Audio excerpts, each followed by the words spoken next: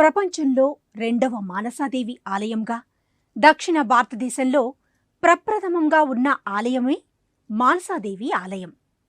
తెలంగాణ రాష్ట్రం కరీంనగర్ జిల్లా గన్నేరువరం మండలం కాసింపేట గ్రామంలో వెలసిన అమ్మవారి ఆలయం ఎంతో మహిమను కలిగి ఉండి, ఇక్కడి అమ్మవారు సంతాన ప్రదాయినిగా భక్తులను అనుగ్రహిస్తున్న గొప్ప ప్రదేశం.